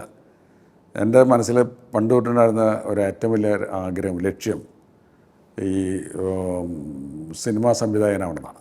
അത് കുട്ടിക്കാലം തൊട്ടേ? കുട്ടിക്കാലം എനിക്ക് തോന്നുന്നൊരു 10ാം ക്ലാസ് 9ാം ക്ലാസ് 10ാം ക്ലാസ്സൊക്കെ ആവുന്ന സമയം തൊട്ട് തന്നെ എൻ്റെ മനസ്സിൽ അങ്ങനെ ഒരു ലക്ഷ്യം. അത് എന്തുകൊണ്ട് എങ്ങനെ വന്നു എന്ന് എനിക്ക് അറിഞ്ഞൂടാ. എൻ്റെ അടുത്ത് ആ സമയത്ത് എൻ്റെ അച്ഛനും അമ്മയൊക്കെ പറയുന്നത് ഞാൻ കേട്ടിട്ടുണ്ട്. എന്നെ സിനിമ കാണാൻ കൊണ്ടുപോയാൽ അന്തിക്കാടൊക്കെ ഓല ടാക്കീസൊക്കെയാണ്. അപ്പോൾ ഞാൻ പുറകിലേക്ക് നോക്കിയിരിക്കുന്നത് ഇത്ര. കാരണം ഈ ആ കുഴലിലൂടെ വരുന്ന പുകയൊക്കെ നോക്കിയിട്ട് ഇതെങ്ങനെയാണ് വരുന്നതെന്ന് എനിക്ക് ഓർമ്മയില്ല, അത് പറഞ്ഞു കേട്ടിട്ടുള്ളതാണ്. അപ്പോൾ എന്നെ സംബന്ധിച്ചിടത്തോളം ഏറ്റവും വലിയ ആഗ്രഹം ഫിലിം മേക്കർ ആവുക എന്നുള്ളതാണ്. അപ്പോൾ സംവിധായകനാകാൻ തന്നെയാണ് ഞാൻ മദ്രാസിൽ പോയത്. പാട്ട് എഴുതിപ്പോയത് ഡോക്ടർ ബാലകൃഷ്ണൻ പറഞ്ഞിട്ട് ഞാൻ പാട്ട് എഴുതി തുടങ്ങിയത്. കാരണം ആ സമയത്ത് ഞാൻ കുഞ്ഞുണ്ണി മാഷായിട്ടുള്ള അടുപ്പൊക്കെ ഉണ്ടായിരുന്നുണ്ട്. ഞാൻ ബാലമുക്തിയിലൊക്കെ കഥയും കവിതയും എഴുതുക. അപ്പോൾ ഒരിക്കൽ എൻ്റെ ഒരു കവിത അച്ചടിച്ച് വന്നൊരു ചന്ദ്രിക അയച്ചപ്പോൾ അവിടുന്ന് റീഡയറക്റ്റ് ചെയ്തിട്ട് ഡോക്ടർ ബാലകൃഷ്ണൻ്റെ ഓഫീസിലേക്ക് വരികയും ഡോക്ടർ ആ വീക്കിൽ ഡോക്ടർക്കുള്ളതെന്ന് വിചാരിച്ച് പൊട്ടിച്ച് വായിച്ചപ്പോൾ എൻ്റെ കവിത കാണുകയും ചെയ്തു. അന്ന് ഈ ലവ് ലെറ്റർ എന്നുള്ള സിനിമയുടെ സ്റ്റാർട്ടിങ്ങാണ്. എൻ്റെ അടുത്ത് ഞാൻ അടുത്ത പടത്തിൽ നീ 2 പാട്ട് എഴുതി. ഞാൻ പറഞ്ഞു എനിക്ക് പാട്ട് എഴുതി പരിചയമില്ല, കവിത എഴുതാൻ പറ്റുമെന്ന് പാട്ട് എഴുതാം, നീ നോക്ക് എന്ന് പറഞ്ഞു. അങ്ങനെ ഡോക്ടറാണ് എന്നെ കൊണ്ട് പാട്ട് എഴുതിപ്പിച്ചത്. അത് കഴിഞ്ഞിട്ട് സിന്ദൂരം വന്ന സമയത്ത് എൻ്റെ അടുത്ത് പറഞ്ഞതിൽ നിന്ന് 5 പേര് പാട്ട് എഴുതുകയാണ്, ഒരു പാട്ട് നീ എഴുത്. അപ്പോൾ ഞാൻ അതിൻ്റെ തിരക്കഥ ഡോക്ടർ പറയുമ്പോൾ ഞാൻ എഴുതിയിരിക്കാറില്ലാണ്. അപ്പോൾ ഡോക്ടർ, ഞാൻ അസിസ്റ്റൻ്റ് ആയതുകൊണ്ട് ഡോക്ടർ സ്ക്രിപ്റ്റ് പറയുകയാണ് ചെയ്യുക, ഞാൻ എഴുതിയിരിക്കും. എന്നിട്ട് പിന്നെ ഞാൻ കോപ്പി ചെയ്യും, അതെൻ്റെ ജോലിയാണ്. അപ്പോൾ 5 സിറ്റുവേഷൻസ് ഉണ്ടെങ്കിൽ എനിക്കറിയാം. ഇതിൽ നിനക്ക് ഇഷ്ടമുള്ള സിറ്റുവേഷൻ നീ എഴുതിക്കോ, ബാക്കിയുള്ളത് മറ്റുള്ളവർ കൊണ്ട് എഴുതിപ്പിക്കാൻ പറ്റും. അങ്ങനെയാണ് ഒരു നിമിഷം തരൂ. അത് വസ്തുതയിലൊരു കാലാതിവർത്തിയ ഒരു പാട്ട്. എനിക്കൊന്ന് അതിലെന്തോ പിന്നെ ഭാര്യയെ കുറിച്ചുള്ള ഒരു പണ്ട് പറഞ്ഞിട്ടുള്ള ഇപ്പൊ മക്കളൊക്കെ ആയി തുടങ്ങി നിർമ്മല എന്നുള്ളത്. ഒരു സംവിധായകൻ എന്നുള്ള നിലയിൽ എപ്പോഴും ഒരു ഗാനരചയിതാവിനെ വെല്ലുവിളിക്കാനുള്ള ഒരു ധൈര്യം ഉണ്ടല്ലേ. ഇപ്പൊ ഒരു ഗാനരചയിതാവ് എത്തിയില്ലെങ്കിൽ ഞാൻ എഴുതിക്കോളാം എന്നൊരു ഫീലുണ്ടോ? അതെ അതെ അതെ. അല്ല, ഞാൻ ഗാനരചന ഞാനായിട്ട് നിർത്തിയതാണ്. എനിക്ക് വേണമെങ്കിൽ എപ്പോൾ വേണമെങ്കിൽ എഴുതാമല്ലോ. ഒരു TP ബാലഗോപാലൻ വരയ്ക്കും ഞാൻ തന്നെ എഴുതിയത് ഓൾമോസ്റ്റ്. ആ സമയത്തുള്ള കളിയൽപ്പം കാര്യം, കിന്നാരം, അത് ആ സമയത്ത് ഗായത്രി ദേവി, എൻ്റെ അമ്മയൊക്കെ ഞാൻ തന്നെ എഴുതിയിട്ടുള്ളതാണ്. പിന്നെ ഞാൻ ഫിലിം മേക്കർ എന്നുള്ള നിലയിൽ ഞാനൊരു ചെറിയ സ്വാർത്ഥനാണ്. കാരണം എൻ്റെ സിനിമയിൽ ഒരുപാട് നല്ല ആളുകളുടെ കോൺട്രിബ്യൂഷൻ വേണമെന്ന് ഞാൻ ആഗ്രഹിക്കും. അതുകൊണ്ടാണല്ലോ ശ്രീനിവാസൻ വരണം, ലോഹിദാസിൻ്റെ എഴുത്ത് വേണം, രഘുനാഥ് പല്ലിയുടെ സ്ക്രിപ്റ്റ് വേണം, രഞ്ജൻ ബാബുവിൻ്റെ സ്ക്രിപ്റ്റ് വേണം എന്നൊക്കെ ആഗ്രഹിക്കുന്നത്. എനിക്ക് വേണമെങ്കിൽ ഇരുന്ന് എഴുതാം, പക്ഷേ ഞാൻ എഴുതിയാൽ അവർ എഴുതുന്ന അത്രയ്ക്കും അല്ലെങ്കിൽ അവരുടെ കോൺട്രിബ്യൂഷൻ കൂടി ഉണ്ടായാലല്ലേ സിനിമ നന്നാവുന്നത്. അപ്പോൾ അതുപോലത്തെ ഞാൻ ചിന്തിച്ചതാണ് നല്ല പാട്ടുകൾ. ഇപ്പം ഞാൻ എഴുതുമ്പോൾ എനിക്കറിയാം എൻ്റെ ലിമിറ്റുകൾ അറിയാം. ചിലപ്പോൾ നന്നായിരിക്കാം, വളരെ ഹിറ്റായിട്ടുണ്ടാകും. ഇപ്പോൾ ഓമൃതിലൊക്കെ വളരെ കൂടുതൽ രജനി പറയൂ, ചിത്രയുടെ ആദ്യത്തെ പാട്ട്, അതൊക്കെ നമ്മുടെ ഭാഗ്യമാണ്. രവീന്ദ്രൻ്റെ ആദ്യത്തെ പാട്ടും ചിത്രയുടെ ആദ്യത്തെ പാട്ടും എഴുതാൻ സാധിച്ചു എന്നുള്ളത് നമ്മളന്ന് ചിന്തിക്കുന്നില്ല, ഇവർ ഇത്തിരി വലിയ ആളുകളായി പോകാനെന്നുള്ളത്. അപ്പോൾ അത് പറ്റിയെന്നുള്ള എൻ്റെ ഭാഗ്യമാണ്. ഞാനല്ലെങ്കിൽ വേറൊരാൾ, ഇപ്പോൾ ചിത്രയോട് ഞാൻ പറഞ്ഞു, ഞാനല്ലെങ്കിൽ വേറൊരാൾ എഴുതിയാലും ചിത്ര പാട്ടുകാരിയായി മാറും. എനിക്കത് കിട്ടി, എനിക്ക് എഴുതാൻ സാധിച്ചു എന്നുള്ളത് എൻ്റെ ഒരു ഭാഗ്യം. പ്രണയവസന്തം, തളിരമ്പൊക്കെ നമ്മൾ എഴുതിയതാണ്. അപ്പോൾ ഞാൻ ചിന്തിച്ചു വെച്ചാൽ ONV കുറുപ്പ്, കൈതപ്പുറം ദാമോദരൻ നമ്പൂതിരി, ഗിരീഷ് പുത്തഞ്ചേരി, ഇവരുടെയൊക്കെ PK ഗോപിയുടെ അടക്കം പാട്ടുകൾ, കവിതകൾ ഞാൻ എൻ്റെ സിനിമയിൽ യൂസ് ചെയ്തിട്ടുണ്ട്. ഇപ്പം മനു മഞ്ജിത്താണ് പുതിയ പാട്ടുകൾ എഴുതുന്നത്. അപ്പോൾ അവരുടെ പാട്ടുകളും കൂടി വരില്ല. അപ്പോൾ എന്ത് പറഞ്ഞാലും നീ എൻ്റേതല്ലേ വാവേ എന്ന് ഞാൻ എഴുതുമായിരുന്നില്ല, മനസ്സിലായി. അച്ഛൻ്റെ അമ്മ അത് ഗിരീഷ് എഴുതിയപ്പോഴാണ് അതിൻ്റെ അങ്ങനെ ഒരു സംഭവം വന്നത്. എന്ത് പറഞ്ഞാലും നീ എൻ്റേതല്ലേ വാവേ. ശരിക്കും പറഞ്ഞാൽ ഗിരീഷ് അതിന് പകരം വേറെ പാട്ടാണ് എഴുതിയത്. മഞ്ഞ് മഴക്കാലം എന്നാണ് അതിൻ്റെ തുടങ്ങിയത്. അതെനിക്ക് ഓർമ്മയുണ്ട്, മഞ്ഞ് മഴക്കാലം അങ്ങനെ തുടങ്ങിയത്. അപ്പോൾ ഞാൻ ഉള്ളിലൊരു ഗാനരചയിതാവ് ഉള്ളതുകൊണ്ടായിരിക്കും ഞാൻ ഗിരീഷിൻ്റെ അടുത്ത് പറഞ്ഞു, ഗിരീഷ് ഒരു സ്ട്രെയിറ്റ് ഫ്രം ദി ഹാർട്ട് വരുന്ന പോലെ ഒരു വിളി, ഒരു തേങ്ങലോട് കൂടിയിട്ടുള്ള ഒരു വിളിയിൽ പാട്ട് തുടങ്ങിയാൽ നന്നായിരിക്കും. 10 മിനിറ്റ് കൊണ്ട് എഴുതിയതാണ് എന്ത് പറഞ്ഞാലും നീ എൻ്റേതല്ലേ ഭാവേ. അത് ഭയങ്കരമാണ്. മനസ്സിലായില്ല. അപ്പോൾ അത് അങ്ങനെ കറക്റ്റ് ചെയ്യിപ്പിക്കാൻ അവരുടെ നിന്ന് നല്ലത് കിട്ടാൻ ഒരു കാരണമായി ഈ ഗാനരചനയുടെ ഒരു താല്പര്യം. അതാണ് കുന്നിമണി ചെപ്പ് തുറന്ന് എണ്ണി നോക്കുന്ന നേരം എന്നുള്ള പാട്ടൊക്കെ എൻ്റെ പടത്തിൽ വന്ന എൻ്റെ താറാവില്ല പൊന്മട്ട താറാവില്ല. അപ്പോൾ അതൊക്കെ സന്തോഷം എനിക്കുള്ളത്. അത് ഞാനാണെങ്കിൽ എനിക്ക് അത്തരം കവിത വരികയില്ല. കാരണം എത്രയോ മനോഹരമായ ലിറിക്കാണ്. അത് ONV സാർ എഴുതിക്കൊണ്ട് കിട്ടുന്നതാണ്. കൈതപ്പുറത്തിൻ്റെ എത്രയോ മനോഹരമായ പാട്ടുകളാണ്. ആദ്യമായി കണ്ട നാളൊക്കെ ജോൺസന് ശേഷം ഇളയരാജ ഒരുപാട് ചിത്രങ്ങളിൽ 10 സിനിമകൾ ഇളയരാജ ചെയ്തു. അതെ അതെ അതെ. അതൊരു താല്പര്യത്തിൻ്റെ പേര് വന്നതാണോ? ഞാൻ ശരിക്കും പറഞ്ഞാൽ കൊച്ചു കൊച്ചു സന്തോഷങ്ങൾ ചെയ്യുന്ന സമയത്ത് അതിൽ ഒരു ഡാൻസും സാധനങ്ങളൊക്കെ ഉള്ളതുകൊണ്ട് ഒരു ചേഞ്ചിന് വേണമെങ്കിൽ, ജോൺസനാണ് എൻ്റെ സ്ഥിരം മ്യൂസിക് ഡയറക്ടർ, അപ്പോൾ ഒരു ചേഞ്ചിന് വേണമെങ്കിൽ ഇളയരാജയെ കൊണ്ട്, ഇളയരാജ നമ്മൾ പണ്ട് തൊട്ട് ആരാധിക്കുന്ന ഒരാളാണ്.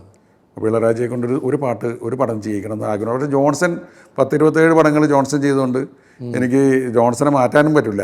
പക്ഷേ ഒരു വെറൈറ്റി വേറെ ആളുകളുടെ സംഭാവനയും കൂടി സിനിമയിൽ ഉണ്ടാകുമ്പോഴല്ലേ നമുക്ക് സിനിമയിൽ നമുക്ക് കുറേ കൂടി പഠിക്കാൻ പറ്റും. പുതിയ ക്യാമറ ഇപ്പോൾ 30 സിനിമയാണ് വിപിൻ മോഹൻ എൻ്റെ കൂടെ വർക്ക് ചെയ്തത്. വേറെ 2 ക്യാമറമാർ ചെയ്യുമ്പോഴാണ് നമുക്ക് വേറൊരു ആംഗിൾ നമുക്ക് കണ്ടെത്താൻ പറ്റും. അത് നമുക്കും കൂടി പഠിക്കാനുള്ളതാണ്. സിനിമയ്ക്ക് അത് മതി, പക്ഷേ നമുക്ക് കുറച്ചും കൂടി പഠിക്കാൻ പറ്റും. അപ്പോൾ ഇളയരാജയെ കൊണ്ട് പടം ചെയ്യിപ്പിച്ചാൽ കൊള്ളാമെന്ന് ഞാൻ ജോൺസൻ്റെ പെർമിഷൻ വാങ്ങിച്ചിട്ടാണ്, ജോൺസനോട് ചോദിച്ചിട്ട് ആണ് ജോൺസൺ. അതിൽ ജോൺസൺ പറഞ്ഞിട്ട് വാചകം ഞാൻ പലപ്പോഴും പറയാറുണ്ട്. ഒരു സുവർണ്ണ ലിപികളിൽ എഴുതി വയ്ക്കേണ്ട ഒരു സംഗതിയാണ്. ജോൺസണിനോട് ഞാൻ ഫോൺ ചെയ്തപ്പോൾ ജോൺസൺ പെട്ടെന്ന് വിചാരിച്ചത് സംഗീതം നൽകാൻ വിളിക്കുകയാണെന്നാണ്. എന്നാണ് വരണ്ടേ എന്നുള്ള അർത്ഥത്തിൽ വിളിക്കുകയാണെന്ന് ജോൺസൺ വിചാരിച്ചു. ഞാൻ പറഞ്ഞു, ജോൺസൺ ഞാൻ ഒരു പടം ഇളയരാജയെ കൊണ്ട് ചെയ്യിപ്പിച്ചാൽ കൊള്ളാമെന്ന് പറഞ്ഞുകൊണ്ട് ഇവിടെ പറഞ്ഞാൽ ചെയ്യണം മാഷെന്ന് തന്നെ തമാശയ്ക്ക് വിളിക്കും. അപ്പോൾ ഞാൻ പറഞ്ഞാൽ ജോൺസന് പ്രയാസമില്ലെങ്കിൽ മാത്രം. ജോൺസൺ പറഞ്ഞു, സിനിമയുള്ളത് കൊണ്ടാണ് നമ്മൾ സുഹൃത്തുക്കളായത്. സിനിമയിലെ നമ്മൾ സുഹൃത്തുക്കളായത്, സിനിമയുള്ളതുകൊണ്ട് മാത്രമാണ് സുഹൃത്തുക്കളായത്. ആ സൗഹൃദം നിലനിർത്താൻ സിനിമ വേണമെന്നില്ല.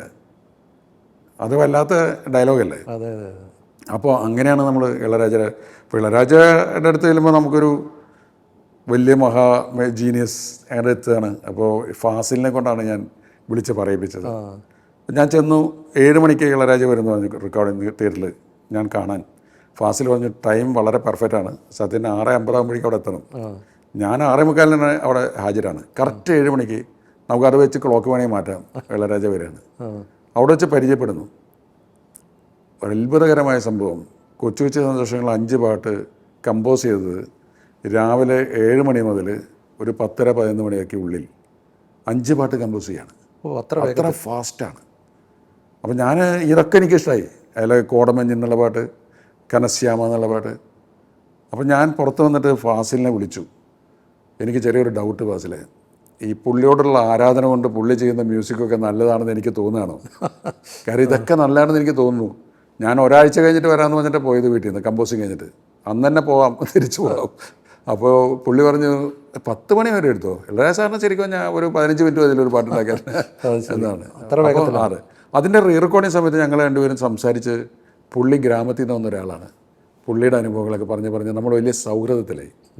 അപ്പോൾ അടുത്ത പടം ഞാൻ ഇളയരാജനെ വിളിക്കുന്നു. അതും പുള്ളിക്ക് സന്തോഷത്തോടെ കേൾക്കുന്നു. അങ്ങനെ കണ്ടിന്യൂസ് ആയിട്ട് 10 സിനിമ ഇളയരാജ ചെയ്യുന്നു. 10 സിനിമ കഴിഞ്ഞതിന് ശേഷം ഞാൻ വിദ്യാസാഗറിന് എനിക്ക് ഭയങ്കര ഇഷ്ടമുള്ള ഒരാളാണ്. വിദ്യാസാഗറിലേക്ക് എന്നൊരു മാറ്റം ഉണ്ടായി. വിദ്യാസാഗർ 3-4 പടം വിദ്യാസാഗർ ചെയ്തു.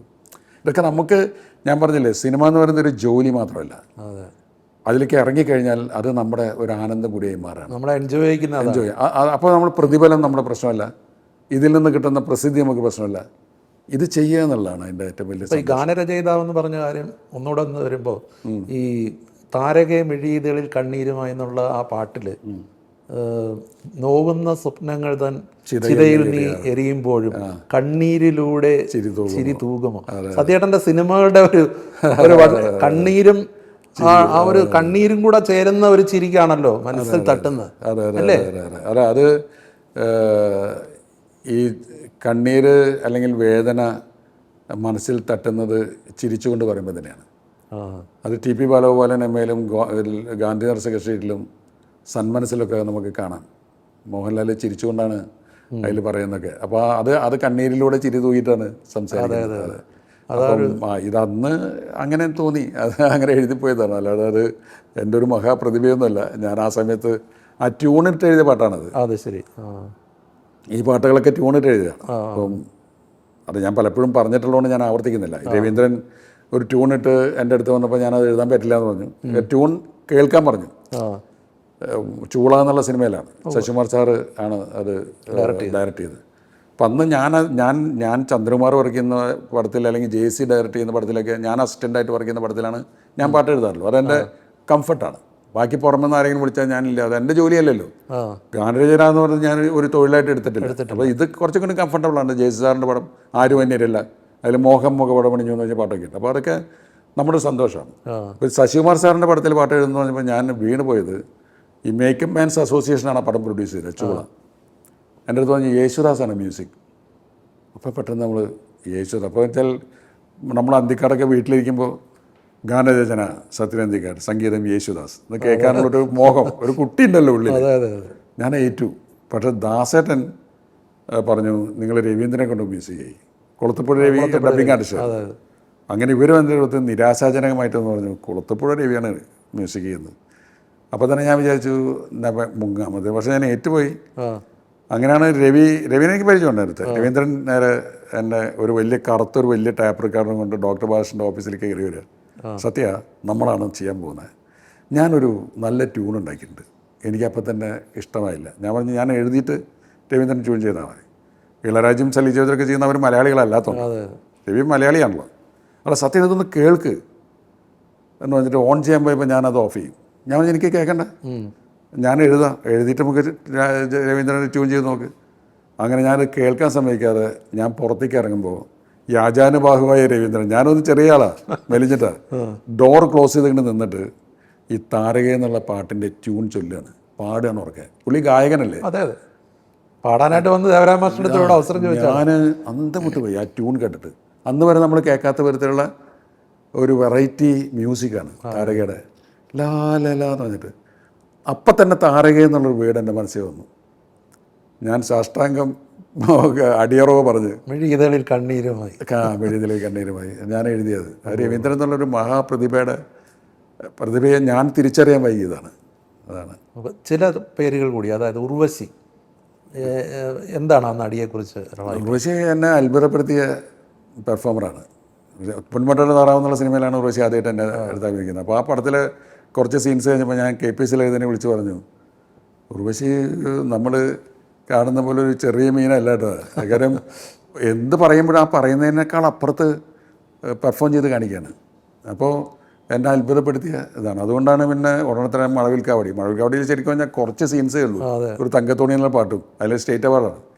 അപ്പം അത് നമ്മളെ ഇപ്പോൾ ഈ മോഹൻലാലിനെ പറ്റി പറഞ്ഞ പോലെ നമ്മളൊരു കഥാപാത്രം അവർ അവതരിപ്പിക്കുന്നത് കാണുമ്പോൾ നമ്മൾ പോലും അത്ഭുതപ്പെട്ടു പോകുന്ന വിധത്തിലാണ്. ഇപ്പോൾ ഹൃദയപൂർവ്വം എന്നുള്ള സിനിമയിൽ മോഹൻലാൽ അഭിനയിക്കുന്ന ഒരു സീനുണ്ട്. അത് സിനിമ കാണുമ്പോൾ ലാലിൻ്റെ പാസ്റ്റ് പറയുന്നൊരു സീനുണ്ട്. ലെങ്തി ഷോട്ടാണ്, ഞാനത് കട്ട് ചെയ്തില്ല അധികം. ഒരു ശരിക്കും പറഞ്ഞാൽ കട്ട് ചെയ്ത് എടുക്കാവുന്ന ഒരു സീനാണ്. പക്ഷേ മോഹൻലാലാണല്ലോ നിൽക്കുന്നത്. അപ്പോൾ ആ സിനിമയിൽ ലാലിൻ്റെ ഒരു ചെറിയ പാസ്റ്റ് ഈ മാളവിയുടെ അടുത്ത് പറയുന്നൊരു സീൻ, അത് കാണുമ്പോൾ വാച്ച് ചെയ്യാം. ആ ലെങ്തി ഷോട്ട് പുള്ളി അഭിനയിക്കുന്നത് കണ്ടിട്ട് നമ്മൾ ഞെട്ടിപ്പോവാണ്. പെർഫോം ചെയ്യുന്നുണ്ട്. ഇത് ലൈവ് സൗണ്ടും കൂടിയാണ്. ഈ സിനിമ സിങ് സൗണ്ടാണ്, ഡബ്ബിംഗ് അല്ല. ആ സ്പോണ്ടേനിയസ് ആ സമയത്തുള്ള സൗണ്ടാണ്. അതുപോലെ ഉർവശി അഭിനയിക്കുന്നത് കാണുമ്പോൾ നമ്മൾ അത്ഭുതപ്പെട്ടു പോകാം. ഇന്ത്യൻ സിനിമയിലെ കല്യാണമന്ത്രമൊക്കെ ചെയ്യുമ്പോൾ കാഞ്ചന തന്നെയാണല്ലോ. നമുക്കത് ഏറ്റവും വലിയ സന്തോഷം ഉണ്ടാകുന്നതാണ്. അതുപോലെ അച്ഛൻ്റെ അമ്മ ശരിക്കും പറഞ്ഞാൽ ഒരു വലിയ ഗ്യാപ്പിന് ശേഷമാണ്. പക്ഷെ അവർക്ക് ഏറ്റവും നല്ല റോളുകൾ കൊടുക്കാൻ പറ്റും. അതെ. അഭിനയം നിർത്തിപ്പോയിട്ട് 8 കൊല്ലത്തിന് ശേഷം ഉർവശി അഭിനയിക്കുന്ന സിനിമയാണ് മറ്റേ അച്ഛൻ്റെ അമ്മ. അപ്പോൾ എന്താ വെച്ചാൽ ആ കഥ ആ കഥ കേട്ട് കഴിഞ്ഞോണ്ട്, രാജേഷ് ജയറാം എന്ന് പറഞ്ഞൊരു എൻ്റെ ചെറുപ്പക്കാരൻ, നമ്മുടെ കൂട്ടുകാരൻ്റെ കഥയാണ്. ആ കേട്ട് കഴിഞ്ഞോണ്ട് എൻ്റെ മനസ്സിൽ വന്ന കാസ്റ്റിംഗ് ഉർവശി ആൻഡ് മീര ജാസ്മിനാണ്. പക്ഷേ ഉർവശി അഭിനയിക്കുന്നില്ല. പക്ഷേ ഉർവശി എൻ്റെ പടങ്ങളിൽ 2 പടത്തിലും സ്റ്റേറ്റ് അവാർഡ് കിട്ടിയ ആളാണ്, എല്ലാ പടങ്ങളിലും ഉണ്ടായിരുന്ന ആളാണ്. ഞാൻ ഉർവശിനെ വിളിച്ചു എങ്ങനെയാലും ഒന്ന് ഇതിലേക്കൊന്ന് വീഴ്ത്താൻ വേണ്ടി. അപ്പോൾ ഉർവശി ആദ്യം പറഞ്ഞത് മോളൊന്ന് വലുതാവട്ടെ എന്ന് പറഞ്ഞിട്ട് മാറിയേൽക്കായിരുന്നു. അപ്പോൾ എൻ്റെ അടുത്ത് പറഞ്ഞു, സത്യേട്ടൻ വാ മദ്രാസിലേക്ക്, എന്നിട്ട് നമുക്ക് നേരിട്ട് സംസാരിക്കാം. അപ്പോൾ എനിക്കൊരു ചെറിയ പ്രതീക്ഷയായി. അഭിനയരംഗത്തേക്ക് വന്നിട്ടില്ല രണ്ടാമത്. ഞാൻ ഉർവശിയുടെ അവിടെ ഫ്ലാറ്റിൽ പോയി നേരിട്ട് കണ്ടിട്ട് തുടക്കത്തിൽ ഞാൻ പറയുന്നത് ഈ കഥ ഇൻട്രസ്റ്റിംഗ് ആയിട്ടുള്ള കഥയായിട്ട് എനിക്ക് തോന്നി. പക്ഷേ ഉർവശി മീര ജാസ്മിൻ്റെ അമ്മയായിട്ട് അഭിനയിക്കണം. അതായത് 8 കൊല്ലം മുമ്പ് നായികയായിട്ട് മാത്രം അഭിനയിച്ചിരുന്ന ആളാണ്. ഉർവശി പറഞ്ഞൊരു ഡയലോഗാണ്, സത്യേട്ടൻ്റെ സിനിമയാണെങ്കിൽ ഞാൻ സുകുമാരി ചേച്ചിയുടെ അമ്മയായിട്ട് അഭിനയിക്കാം. ഓ, അതൊരു വലിയ അതൊരു കോൺഫിഡൻസാണ്. കോൺഫിഡൻസ് ആണ്. ഞാൻ പലരോടും പറയും, അത് എന്നിലുള്ള വിശ്വാസമാണ്. ഞാൻ അഭിനയിക്കാൻ റെഡിയാണ്. സത്യേട്ടൻ്റെ സിനിമയാണെങ്കിൽ ഞാൻ സുകുമാരി ചേച്ചിയുടെ അമ്മയായിട്ട് അഭിനയിക്കും എന്ന് പറഞ്ഞു. അങ്ങനെയാണ് ഉർവശി അതിൽ അഭിനയിക്കാൻ. അതിൽ ദേശീയ അവാർഡ് കിട്ടിയില്ലേ? നാഷണൽ അവാർഡാണ്. അന്ന് അത് സഹനടിയായിട്ട് ഒതുക്കി ഇന്നത്തെ പോലെ. അതെ അതെ അതെ. അതിലാ ഇംഗ്ലീഷ് പറയുന്ന സീനൊക്കെ ഇല്ലേ, എന്താണ് അതൊക്കെ ഫസ്റ്റ് ടേക്കാണ്. അതുപോലെ മീര ജാസ്മിനും ഒരു വലിയ കലാകാരി അല്ലേ? അതെ അതെ. അവരും അവർക്കും ഇഷ്ടം നല്ല റോളുകൾ നൽകിയല്ലോ. അതെ അതെ. മീര ജാസ്മിൻ വിനോദയാത്രയിലും രസതന്ത്രത്തിലൊക്കെ മീര ജാസ്മിൻ ഇത് എൻ്റെ സിനിമയിൽ വരുമ്പോൾ ഒരു പടത്തിൽ വരാനേ ബുദ്ധിമുട്ടുള്ളൂ. വന്നു കഴിഞ്ഞാൽ പിന്നെ അവർ നമ്മളെ ഫാമിലി മെമ്പറായി മാറും. ഇപ്പോഴും നമ്മൾ ഒറ്റ വിളിയുടെ പുറത്ത് അവർ വരും. നമുക്കൊരു ഒരു റോൾ ചെയ്യണം എന്ന് പറഞ്ഞാൽ ദുബായിൽ നിന്നായാലും ഏത് ലോകത്തു നിന്നായാലും ഇവരൊക്കെ വന്നിരിക്കും. അത് നമ്മളോടുള്ള വിശ്വാസം, പിന്നെ നമ്മുടെ പെരുമാറ്റം. സത്യേട്ടൻ്റെ ഇപ്പോൾ ഒരു നടൻ്റെയോ ഒരു നടിയുടെയോ കാൽ ഷീറ്റ് കിട്ടാൻ ഒരു ബുദ്ധിമുട്ടും ഇല്ല ഇപ്പോഴും. ഇല്ല അതൊരു വലിയ അനുഗ്രഹമാണ്. കിട്ടാൻ ബുദ്ധിമുട്ടില്ല. ഇപ്പോൾ ആൾക്കാർ നിർമ്മാതാക്കളായി മാറുന്ന കാലത്ത് പോലും സത്യേട്ടൻ ആ വഴിക്ക് ചിന്തിക്കേണ്ട കാര്യം ഇല്ല. അതൊരു വലിയ ഭാഗ്യത്തിനേക്കാൾ ഉപരിയായിട്ട് നമ്മൾ ഉണ്ടാക്കിയെടുത്ത ഒരു ഇതാണ് സിനിമയോട് നമ്മൾ കാണിക്കുന്ന ഒരു സമർപ്പണമാണ്. അതോടെ ഒരു ക്രെഡിബിലിറ്റി. ഇപ്പോൾ ഈ ഉർവശി പറഞ്ഞ പോലെയാണ്. ഇപ്പം മോഹൻലാൽ എന്തുകൊണ്ടാണ് കഥ കേൾക്കാതെ അഭിനയിക്കാൻ തയ്യാറാവുന്നത്? പലരും സ്ക്രിപ്റ്റ് കൊണ്ട് വായിച്ചിട്ട് പോലും പുള്ളി പിന്നെയാണ് ചെയ്യുന്നുള്ളൂ. പക്ഷേ ഞാൻ ലാലിനെ വെച്ചൊരു സാധനം ചെയ്യുന്നു, ഇങ്ങനെയാണ് 20ാമത്തെ സിനിമയാണ് എന്നെങ്കിൽ തന്നെയും അപ്പോൾ അതിൻ്റെ ഒരു കോൺഫിഡൻസ് ഉണ്ട്. പിന്നെ ഞങ്ങൾ ഒന്നിച്ച് ചെയ്യുമ്പോൾ ഉണ്ടാകുന്ന ഒരു സന്തോഷം, മോഹൻലാലും ഞാനും കൂടി വർക്ക് ചെയ്യുമ്പോൾ ഉണ്ടാകുന്ന അതാണ് അതിൻ്റെ ഒരു ത്രില്ല്, എൻജോയ്മെൻറ്റ്. അതുവരെ ഭയങ്കര എൻജോയ്മെൻ്റ് ആണല്ലോ. നമ്മൾ ഷൂട്ടിംഗ് ഇപ്പോൾ പിൻഗാമി എന്നുള്ള സിനിമ മോഹൻലാൽ പ്രൊഡ്യൂസ് ചെയ്തതാണ്. അതിൻ്റെ സിനിമ ഷൂട്ടിംഗ് നടക്കുമ്പോൾ ഒരു പതിവ് പാറ്റേണിൽ നിന്ന് മാറിയ പടമാണ്. അന്നത്തെക്കാൾ കൂടുതൽ ആൾക്കാർ ഇന്നാണ് സിനിമ എൻജോയ് ചെയ്യുന്നത്. അല്ല, അതിൽ ഞാനത് ചോദിക്കാൻ വന്നത്, അതായത് ജഗതി ശ്രീകുമാർ എന്നുള്ള നടൻ ആദ്യകാലത്തുള്ള സിനിമകളിലെല്ലാം ഉണ്ടായിരുന്നു. പിൻഗാമിയിൽ ആദ്യ ചിത്രം തൊട്ടുണ്ട്, പിൻഗാമിയിലും ഉടനീള റോളാണ്. പക്ഷെ ജഗതിയുടെ ഒരു അഭാവം ഇപ്പോഴത്തെ അത് മലയാള സിനിമയെ വല്ലാതെ ബാധിച്ചില്ലേ? അല്ലേ? ബാധിച്ചിട്ടുണ്ട്. കാര്യം ഏത് സിനിമയായാലും ആ സിനിമയിൽ ജഗതി നന്നാവുമായിരുന്നു. അതാണ് നമുക്ക് ജഗതി എന്നുള്ള നടനെ ഒരിക്കലും സ്റ്റൈലായിട്ട് മാറിപ്പോകില്ലായിരുന്നു. ഇല്ല. ഇപ്പോൾ പൊന്മുട്ട താറാവിൽ പുള്ളി വിളിച്ചപ്പാടാണ്. അപ്പോൾ ആ കഥാപാത്രത്തിനോട് പുള്ളി കാണിക്കുന്ന ഒരു സമർപ്പണമുണ്ട്. ഇപ്പോൾ ഞാൻ അതിൽ ഈ പവിത്രൻ ജയറാം ഉർവശിയും കൊണ്ട് കുട്ടിയെയും കൊണ്ട് വീട്ടിലേക്ക് പിണങ്ങി വരുമ്പോൾ ഗ്രാമം മുഴുവൻ പിന്നാലെ കൂടും. ചായപ്പടിയിൽ നിന്ന് മാമുക്കോയ കയറും, ഒടുവിലുണ്ണേഷൻ കയറും, ശങ്കരാടി കയറും, അങ്ങനെ ജഗതി ശ്രീകുമാറും കയറി വരും. അപ്പോൾ ഷോട്ട് എടുക്കുന്ന സമയത്ത് ജഗതി ശ്രീകുമാറിൻ്റെ കയ്യിൽ ഒരു ചാക്ക്.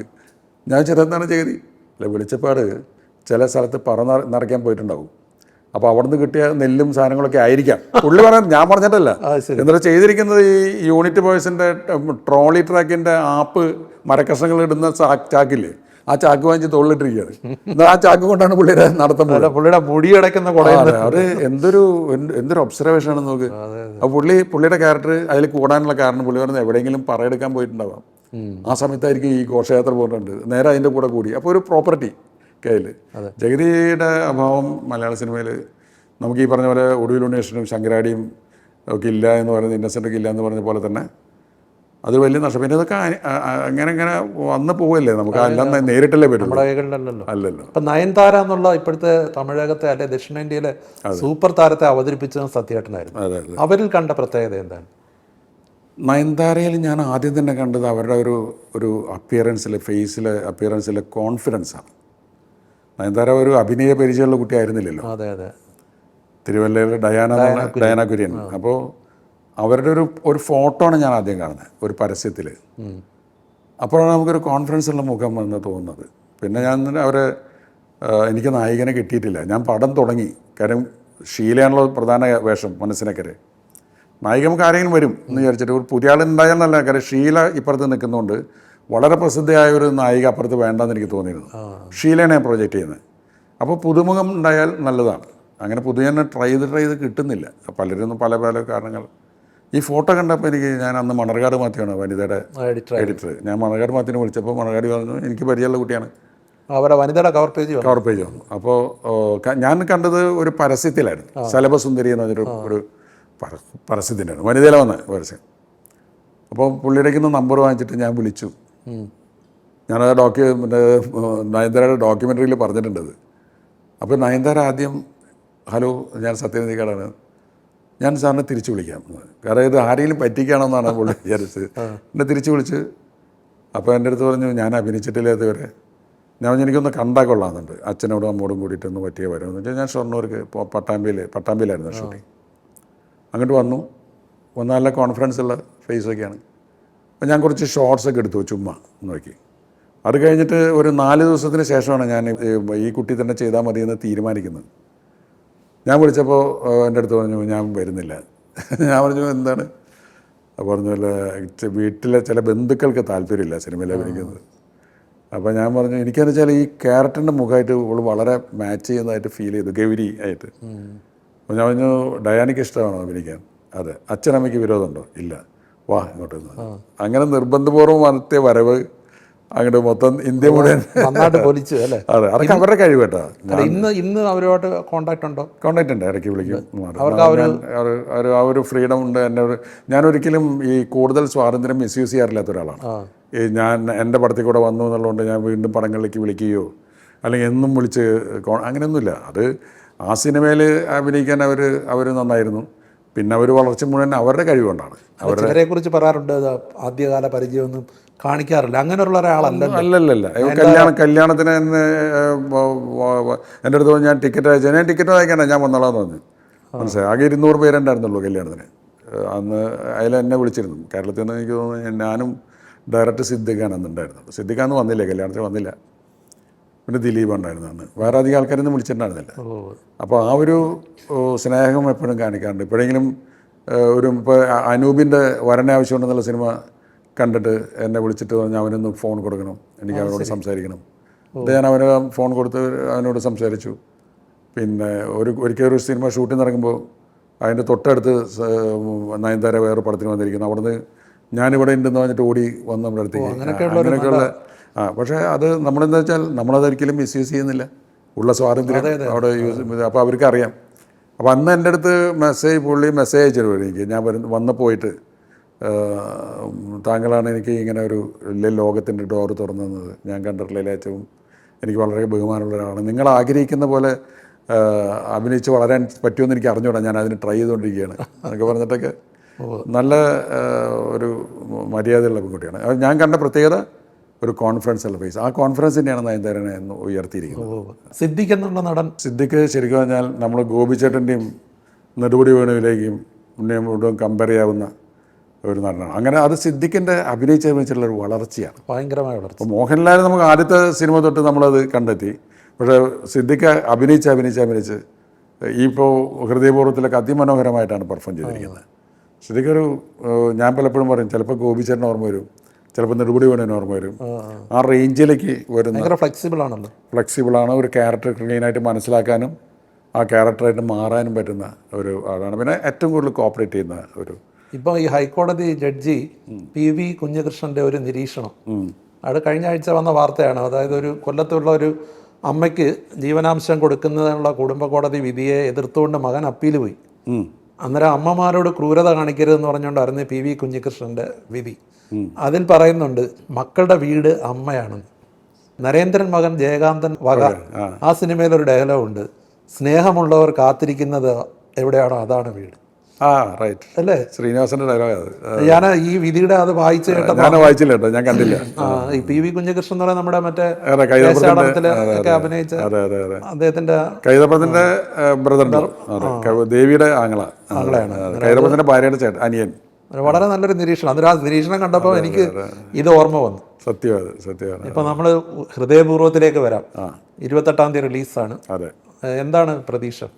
ടെൻഷൻ ഉണ്ടോ ഓരോ സിനിമകൾ ഇറങ്ങും? അല്ല, സിനിമ എപ്പോഴും റിലീസിനോടനുബന്ധിച്ച് ഒരു ടെൻഷൻ ഉണ്ടാവും എന്നുള്ളത് ആദ്യം മുതൽ നമുക്കുള്ളതാണ്. റിലീസ് ഡേറ്റ് അടുക്കും തോറും. കാരണം നമ്മുടെ മാത്രം ചിന്തകൾക്കനുസരിച്ച രീതിയിൽ ഒരു സിനിമ ചെയ്തിട്ട് അതൊരു വലിയൊരു ഓഡിയൻസിൻ്റെ മുമ്പിലേക്ക് എത്തിക്കുമ്പോൾ അവർക്കത് എത്രത്തോളം ഇഷ്ടപ്പെടുന്നുള്ളതിനെ പറ്റിയുള്ളൊരു ആകാംക്ഷ ഉണ്ടാവും. അതിനപ്പുറത്തുള്ള ടെൻഷൻസ് ഒന്നുമില്ല. കാരണം ഞാൻ വിശ്വസിക്കുന്നത് മോഹൻലാലിൽ നിന്ന് നമ്മൾ കാണാൻ ആഗ്രഹിക്കുന്ന ഭാവങ്ങളുള്ള സിനിമയാണ്. മോഹൻലാൽ എന്ന നടനെ കൂടുതലല്ലേ? ഞാൻ എൻ്റെ സിനിമകളിൽ യൂസ് ചെയ്യാറുള്ള മോഹൻലാലിൻ്റെ എല്ലാ മാനറിസംസും, ലാലിൻ്റെ കുസൃതിയും, ലാലിൻ്റെ ചമ്മലും, ലാലിൻ്റെ പെർഫോമൻസിൻ്റെ ഈ നേരത്തെ പറഞ്ഞ കണ്ണീരിലൂടെ ചിരി തൂകുന്ന പെർഫോമൻസും ഒക്കെയുള്ള ഒരു ക്യാരക്ടറാണ് ഈ സന്ദീപ്. എല്ലാ കുടുംബ പ്രേക്ഷകർക്കും, അത് എല്ലാ ഫാമിലി ഓഡിയൻസിനും ഇഷ്ടമാണ്. നമുക്കൊരു പ്രത്യേകിച്ച് ഓണക്കാലത്ത് ഏറ്റവും കൂടുതൽ ഫാമിലിക്ക് ഇഷ്ടപ്പെടാൻ വന്ന വിധത്തിലുള്ള മോഹൻലാലിൻ്റെ പ്രകടനമാണ് ആ സിനിമയിലുള്ളത്. അത് തന്നെയാണ് ആ പടത്തിൻ്റെ ഹൈലൈറ്റ്. അന്തിക്കാട്ടെ സത്യൻ എന്ന പഴയ കുട്ടിയുടെ ആ ഉള്ളിൽ ഇപ്പോഴും ആ ഒരു കുട്ടിയുണ്ടെന്ന് പറഞ്ഞ് പഴയ ഒരു ഓണക്കാലം എങ്ങനെയായിരുന്നു അന്ന് അച്ഛനും അമ്മയൊക്കെ ഉള്ളപ്പോൾ? ഓണക്കാലം ഞാൻ മദ്രാസിലേക്ക് എൻ്റെ 19ാമത്തെ വയസ്സിൽ പോയതാണല്ലോ സിനിമ പഠിക്കാൻ. പിന്നെ ഞാൻ വരുന്നത് ഡയറക്ടറായതിനു ശേഷമാണ് നാട്ടിൽ സ്ഥിരതാമസമുള്ളത്. ഈ 19 വയസ്സിൽ നമ്മുടെ ചിന്തകൾ ആ സമയത്ത് വായനയാണ് മെയിൻ.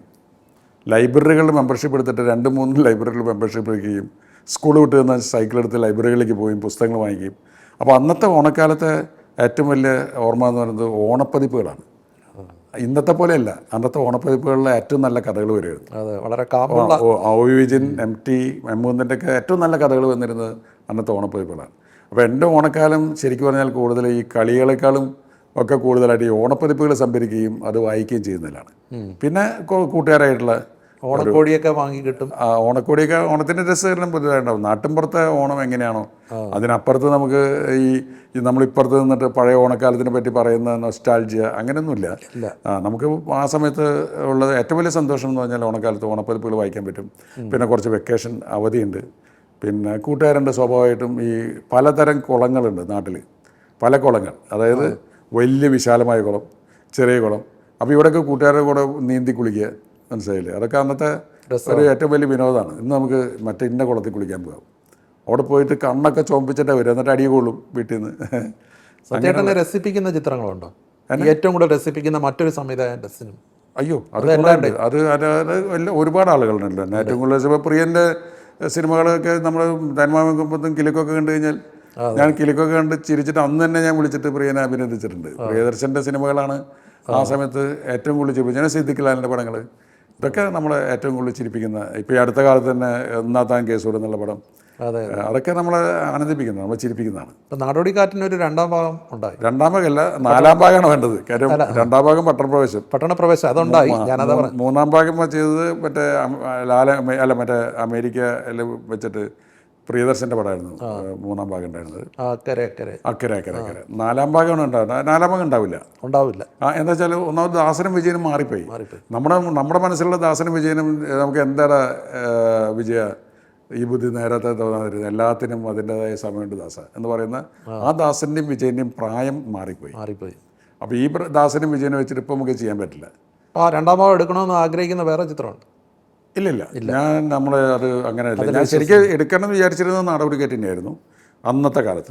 അന്ന് ഞാനതൊരു നമ്മുടെ വീരപ്പൻ സത്യവനം കാടുകളിൽ വിരാജിച്ചിരുന്നൊരു കാലത്ത്. അപ്പോൾ ഇവർ ഈ അക്കരെ കഴിഞ്ഞിട്ടേ ഉള്ളൂ. ആ സമയത്ത് ഈ ദാസനും വിജയനും കൂടി വീരപ്പനെ പിടിക്കാൻ പോയാൽ എങ്ങനെയിരിക്കുമെന്ന് ചിന്തിച്ചിട്ടുണ്ടായിരുന്നു. പിന്നെ അത് വർക്കൗട്ടായില്ല. പിന്നെ 4ാം ഭാഗം ലാലും ശ്രീനിവാസനും കൂടിയിട്ട് വേറൊരു 4ാം ഭാഗം ആലോചിച്ചതിൻ്റെ അടുത്ത് അതിൻ്റെ ഒരു ചെറിയ ത്രെഡൊക്കെ പറഞ്ഞു. അതെനിക്ക് ഇഷ്ടപ്പെടും. ഞാനപ്പോൾ പറഞ്ഞതെന്നറിയോ, നാടോടിക്കാറ്റും പട്ടണപ്രവേശം ആളുകളുടെ മനസ്സിൽ നിൽക്കുന്നുണ്ടല്ലോ, അതങ്ങനെ തന്നെ നിൽക്കട്ടെ. ആ ദാസനും വിജയൻ അങ്ങനെ തന്നെ നിൽക്കട്ടെ. അതെന്ന് അവരെന്ന് നിത്യൗവനായിട്ട് നിൽക്കുകയാണല്ലോ ഇപ്പോഴും, അല്ലേ? അവർക്ക് വേറെ ഒരു ഇതുണ്ടായിട്ട് അയ്യോ ഇതിനേക്കാൾ ഭേദം മറ്റാണെന്ന് പറയിപ്പിക്കണ്ട. എപ്പോഴും ഒരു കൊതി ബാക്കി വയ്ക്കണം. അപ്പോൾ ഹൃദയപൂർവ്വം ഈ ഓണക്കാലത്ത് ജനങ്ങൾ അല്ലെ പ്രേക്ഷകർ ഹൃദയത്തിൽ ഏറ്റുവാങ്ങട്ടെ. എല്ലാ ആശംസകളും, അതോടൊപ്പം ഓണാശംസകളും. Thank you. ഒരുപാട് സന്തോഷം. ഞാൻ രാജേഷിൻ്റെ കൂടെ പ്രത്യേകിച്ചും കൗമുദിയിലെ ഇൻ്റർവ്യൂകൾ പലപ്പോഴും കാണാറുള്ളതാണ്. അപ്പോൾ ഞാൻ എപ്പോഴും ചിന്തിക്കാറുള്ളത്, രാജേഷ് ഇപ്പോൾ ഒരു ഡയറക്ടർ ബ്രാൻഡാണെന്ന പോലെയാണ്. അപ്പോൾ എന്നെ പറ്റി പറയില്ലേ കുടുംബ പ്രേക്ഷകരുടെ സംവിധായകൻ, അതുപോലെ ഇൻ്റർവ്യൂസിൽ അഭിമുഖങ്ങൾ വളരെ ഭംഗിയായിട്ട് ചെയ്യുന്ന ഒരു ബ്രാൻഡാണ്. വളരെ സന്തോഷം. Thank you.